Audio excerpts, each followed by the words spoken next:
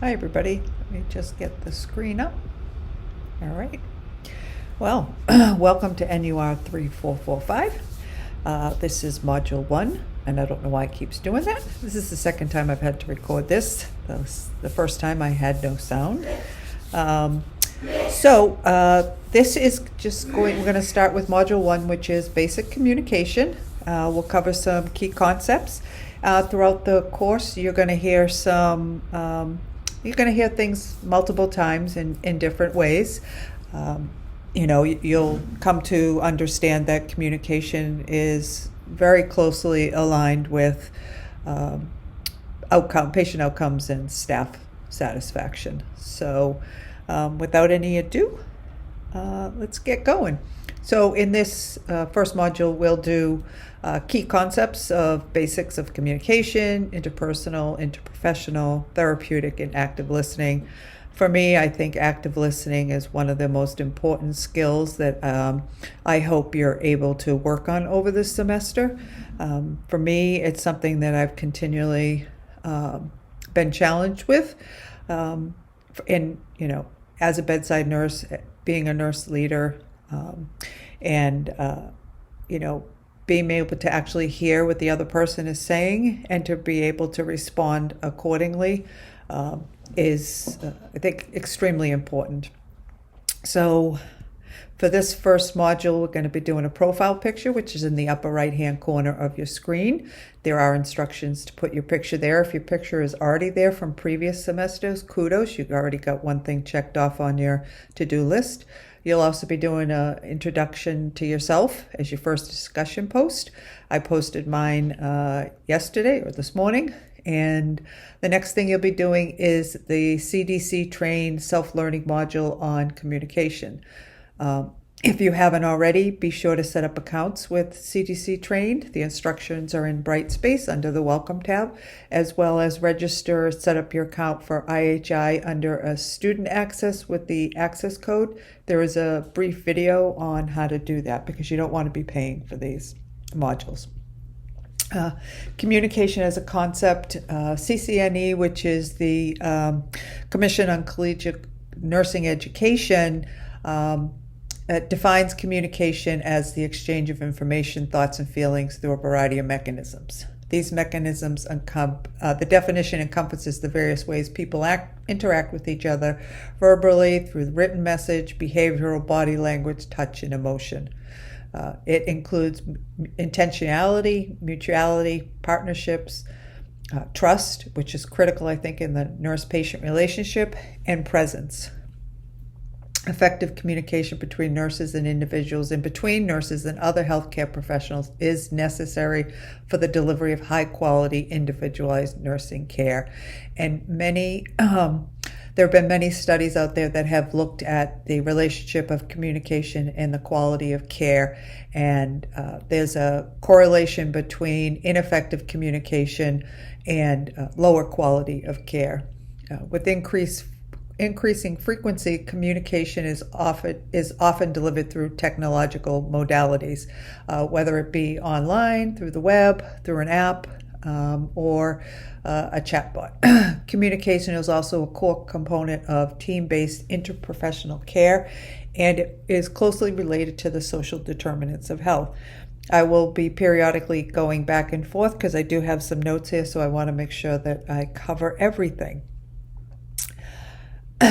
In this course, we will spend a lot of time talking about how communication can impact the quality and the safety of care that's delivered. Many studies have shown a direct link to ineffective or inadequate communication and adverse patient events. And those adverse patient events can be related to, or that inadequate or ineffective communication could be related to handoffs, surgical checklists, labeling of specimens, physician orders, medication administration, and many more. And the Joint Commission has spent a lot of time developing the National Patient Safety Goals that focus on trying to prevent adverse patient events in the healthcare setting through different tools and measurements of how effective we are with those tools.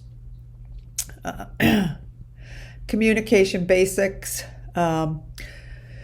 Change only happens if the person wants it to. So you're going to get out of this course what you put into it. I would hope that everybody does a realistic self-assessment of your own personal communication style, and where there may be opportunities for improvement, especially if you are going to further your career. It could be in leadership, maybe in business, maybe you'll go into sales, maybe you'll be a nurse practitioner. Nursing, the possibilities are endless. But the most essential part of communication is not the message, but actually how it is received. There are 5 different types of communication, and a little bit on how we use them in nursing. Verbal, nonverbal, visual, and written. And I know there's only 4 there, and I'm looking at it right now going, what happened to the 5th one? But verbal, nonverbal, your words, use your words, choose your words wisely. When you're speaking with patients, make sure you use plain language. Don't use a lot of medical lingo. Use your active listening skills.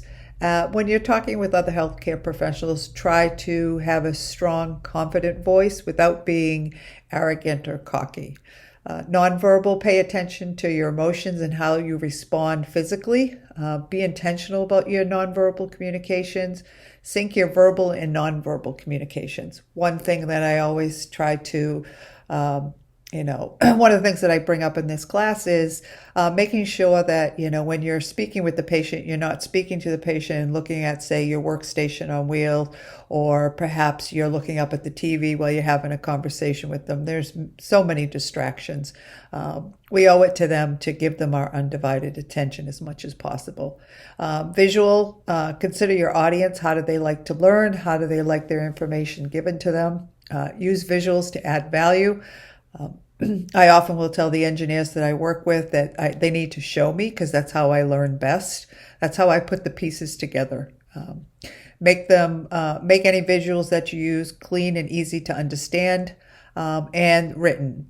Strive for simplicity. Take time to review what you have written, and use the language for your intended audience. Medical jargon is fine when you're talking with healthcare professionals, but when you're speaking with patients, use common terms. So a little bit more on the communication basics. Communication, there are 5 purposes for communication. It's to inform, to express emotion, to influence, to imagine, and to meet social expectations. The 7 C's. The 7 C's were developed by the advertising agency. They wanted to be able to work together as professionals. And the 7 C's are to be clear, to be concise, be concrete, be correct, be coherent, complete, and courteous.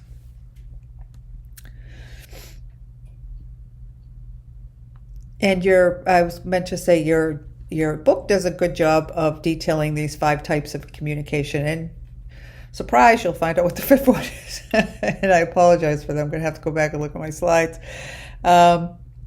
Clarity, communicating with clarity. So, a hospital, you can see from the visual here, that we have the sender and the receiver, and in between there's the channel for how the message is sent. That could be verbal, nonverbal, written. And then you have all the noise. And the noise can literally be audible, or it could be other types of distractions that may impede the message being sent or being received. And you can think about, outages, apps not, maybe they're not justifying it within the phone itself. People walking by and being distracting, IV pumps, all these types of things. In order to get the best message possible, the receiver needs to check back and clarify, and ensure that there is accuracy of the message that was received.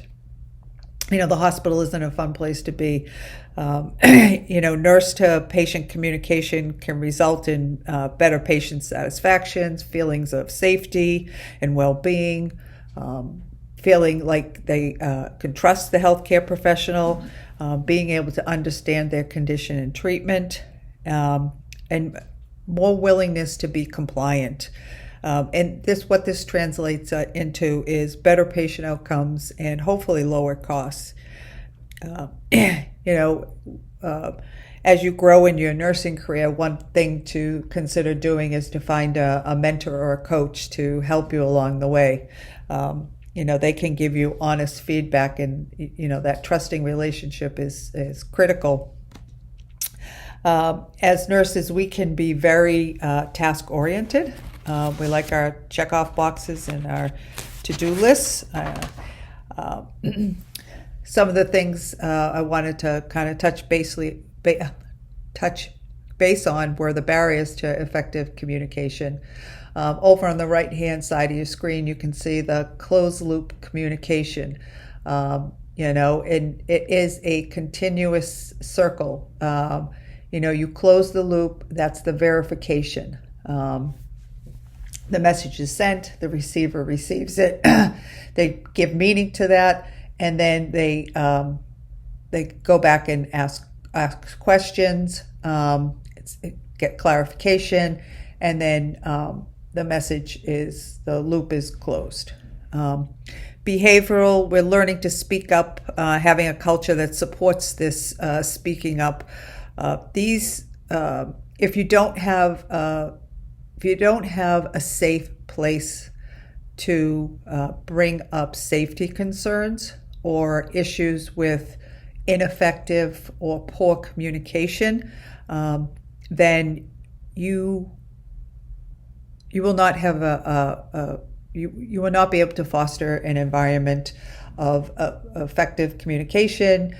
You will have poor team building, and most likely you will have patient outcomes that are less than stellar.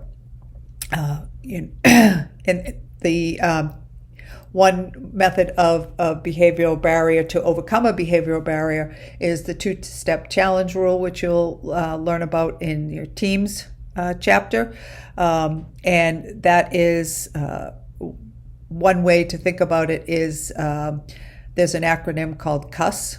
And that stands for I have a concern, I feel uncomfortable, and I'd like to stop or halt. And what this does is trying to reduce those barriers to effective communication so that you can establish some psychological safety in the environment, so that people don't feel like that they can take risks and bring up concerns. They can speak up without feeling that they would be punished, maybe meant to feel embarrassed or intimidated or have some type of retribution. This needs to come from the top down, and that involves leadership, establishing an environment, walking the walk and talking the talk. Cognition can be a barrier to communication when that information exchange is disrupted, doesn't contain enough information, lacks context, or sometimes has extraneous information that doesn't add value. It can become a barrier too to people who do not have the cognitive resources to be able to perceive and process information, and that can be because perhaps the patient may have some behavioral health challenges. They may have impairments in their health that prevent that kind of processing of information. Consider the patient who may have had a stroke previously and is somewhat could have some form of aphasia. Anybody who comes into a hospital is overwhelmed, maybe that just got a significant diagnosis or, having this major disruption in their life, is pretty stressed and may not be able to cognitively handle all the information that's thrown at them. Um, Human cognition, because it relates to attention, is limited and it can be very vulnerable to distractions and interruptions. Um, and one way that we can reduce cognitive burden is through the use of structured and standardized processes and tools, such as the IPASS, the SBAR, surgical checklist. There are quite a few things out there that can be used so that you reduce that cognitive burden. Linguistics, we can overcome these types of barriers, hopefully through closed loop communication, use of plain language, again, using tools, and also using some of those resources when, a patient's primary language may not be English, so using an interpreter as appropriate. Environmental, there are so many different types of barriers, environmental barriers in the healthcare setting. It can be, a nurse with a stethoscope in her ears. It can be the masks that we wear, especially during COVID. It can be the drapes in a surgical area that can cover somebody's field of view. It can be the IV pumps, the overhead pages, the telephone ringing, the people coming on and off. The environmental distractions and barriers that can alter or affect communication are numerous. Technology is also can be a barrier as well, but it also can be a benefit by, in some ways, reducing some of the burden on healthcare workers. Not recently, but it was back in, I think, 2014, that Dr. Verghese, who is a best-selling author and physician at Stanford, he frequently speaks about technology and the patient journey, and he found that healthcare workers will interrupt a patient on average about once every 14 seconds, which is incredible. How do patients rest, right? How do they process the information you just gave them 14 seconds ago? So there are many types of burdens put on a patient. Technology can sometimes feel like a barrier between healthcare providers and patients, but it can also be a tool used to facilitate communication and collaboration, maybe personalize care more, to direct certain education in formats that are better for one type of patient versus another. Maybe something that's more interactive.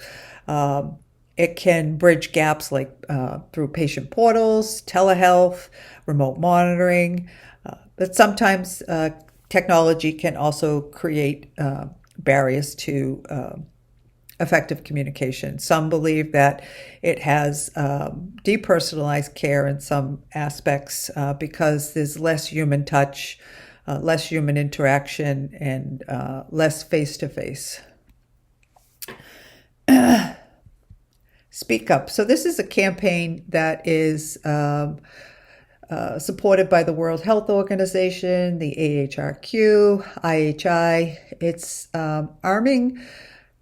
It starts at the organizational leadership level. I would say that it starts with the Board of Trustees, supporting initiatives to, again, create an environment so that patients as well as healthcare professionals will speak up when they believe there is an unsafe situation. And you'll see this a little bit when we talk about teams, and that's Module 4. Interprofessional relationships, as you know, a lot of you are already practicing, so you know that you have a lot of maybe FaceTime, screen time, phone time with many different types of disciplines.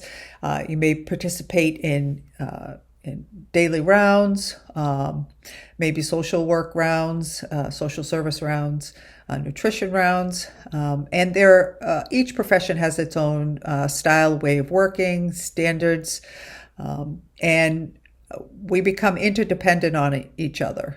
And Sometimes we bring our own agendas or our own ways of working, which can create a little stress in the healthcare environment. The purpose of all interprofessional relationships is to enhance patient care by fostering collaboration, teamwork, team building, and shared decision making in the best interest of the patient. And out of all of these different interprofessions different professionals that we interact with and paraprofessionals, communication is a core competency. We need to be clear, concise, and respectful and willing to hear different perspectives. And that can sometimes be a challenge in what we do as nurses. Let's see. Okay. Active listening. So it's not only when you hear what someone is saying, but you're also attuned to their thoughts and their feelings. It turns a conversation into an active and non-competitive two-way interaction. You learn to read subtle cues. You learn to control your own emotions. It requires that you have both empathy and self-awareness. And it is a skill that's developed over time. Practice, practice, practice. With active listening, it's critical that the receiver acknowledges receipt of the information and provides feedback to the sender to ensure mutual understanding. The ability to communicate effectively is not innate. It is a learned skill that requires ongoing practice and refinement. And it requires practice and refinement in the environment in which we work. And sometimes that isn't always the best way to learn. There are lots of other things going on, but this proficiency really underpins teamwork and building strong patient relationships. And being an active listener also helps promote, believe it or not, helps to promote problem-solving efficacy within teams and reduces the likelihood of errors. There are active listening. There are three aspects of active listening: the cognitive, emotional, and behavioral. So I did mention this, I think, on the last slide. The cognitive piece is paying attention to all the information, both explicit and implicit, that you're receiving, and then comprehending and integrating that information. There's also an emotional component, staying calm and compassionate during the conversation, including managing any emotional reactions, which could be annoyance, boredom, anger, even happiness, and behavioral, making sure that you convey interest and comprehension both verbally and non-verbally, keeping those verbal and non-verbal cues in sync. Nurses as active listeners, I have typos on this. I forgot to fix them. So give your undivided attention, and I know that can be very hard. Try to turn away from your devices, silence any nuisance alarms, make sure you maintain eye contact, try to keep an attitude of empathy toward the patient and the patient's significant others. Be culturally aware. Give a moment of silence before responding. Take a pause. Don't jump to respond. Refrain from that premature judgment, and do not be formulating a response in your head while the client is speaking. I know this one is one that I've worked very diligently on. Repeat what you heard and ask clarifying questions. And there are 3 R's for active listening: repeat, reflect, respond. Repeat is to repeat a word or phrase to show that you are paying attention. Summarize what the other person said. Reflecting is showing that you understand what the person is saying by reflecting on what they have said. Ask clarifying questions. Offer insights into the person's experience, and respond. Give supportive statements such as, "I'm sorry to hear that you had an awful time. Can you tell me more about X, Y, and Z?" Use nonverbal expressions as well. Nodding, the use of touch, and providing feedback, appropriate feedback. Tips for being a more effective active listener. There's an article, a really good article by Tennant and colleagues, and it kind of talks a little bit more in depth about what some of the things that I've mentioned. But I think really what I hope that you get out of this is refraining from that premature judgment. Avoid making swift judgments. And observe the body language to look for insights. Again, try not to formulate the response in your head while the patient is still speaking. Wait, take that pause before you actually respond. Try to maintain focus. So if the sender starts to veer off topic, gently steer the conversation back to the original issue or concern, and avoid distractions and assumptions. Try to minimize any kind of distractions that may be that are within your span of control. And some things to remember, phrases to embrace. Tell me more about that, just to make sure that I understand what you're saying is. I'm happy to listen if you want to talk about it. And how did you feel when that happened? Just a few phrases to think about. The last thing is empathetic listening. It involves listening with a purpose and an attempt to understand the other person. It's actually the next step from active listening. It goes beyond just hearing the other person's words. It's non-judgmental. And this is a little harder for healthcare professionals to achieve. And it actually makes it harder for us to do our jobs. The empathetic listener begins with the intent to immerse themselves fully in the other person and what they are experiencing. There's a good example about somebody who's not active listening or not an empathetic listener.